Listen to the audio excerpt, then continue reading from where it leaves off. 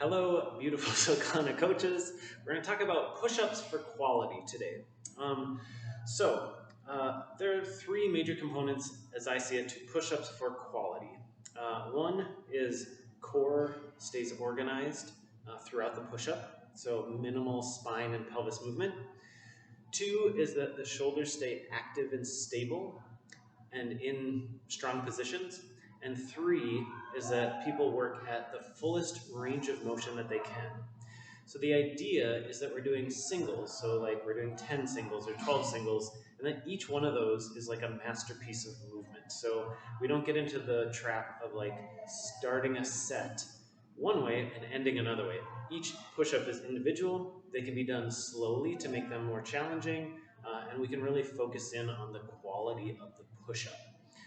That said, there's still many ways to scale these, and I'm going to talk through some of those right now, as well as some like points of form to look at. So our plank has to be pretty strong to start with, so elevating our plank in different ways is going to help with that. Thinking about stretching long heels out through the top of the head, so trying to avoid any sort of sagging, and that can particularly happen as people are like coming down and then coming back up and losing that spinal organization. It's not dangerous necessarily, they're just getting around stuff. So they're taking this forward back pushing and turning it into more of a downward pushing, which is not going to injure most people.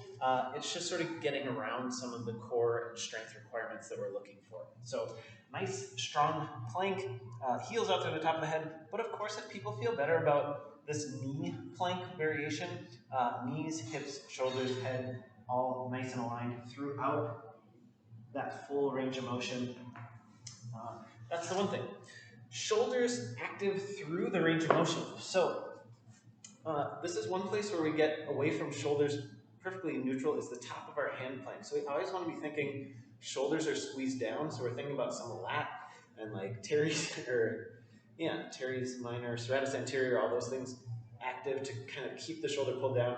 We're also thinking about screwing the hand into the floor or a bench or bar to additionally sort of squeeze that shoulder down. But at the top of our push-up, our shoulder is forward, and then as we come through neutral with the shoulder, and then we actually retract the shoulder blades slightly, squeezing the upper back for stability at the bottom.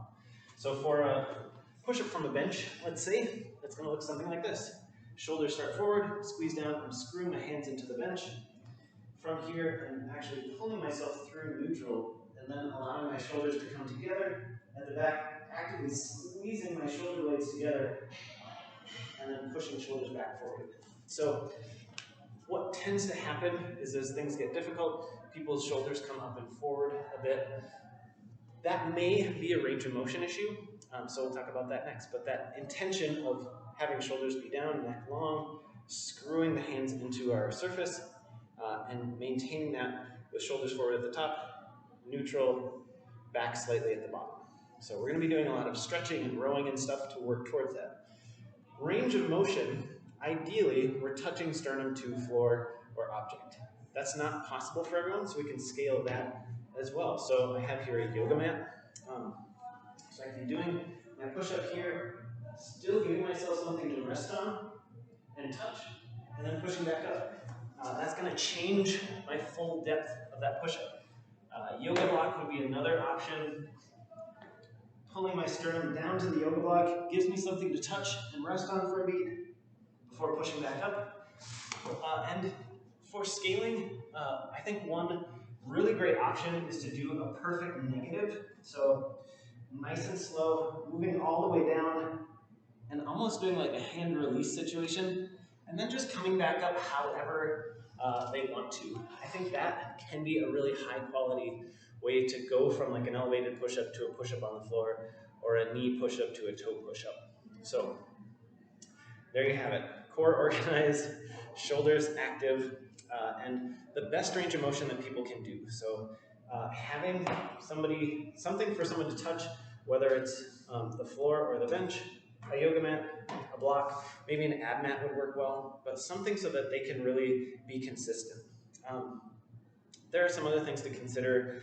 Hand placement is somewhat individual. If people are really narrow, it tends to sort of exacerbate that shoulder up and forward situation. So you might encourage people to go just slightly wider so that they can activate the upper back and get the shoulders to come back.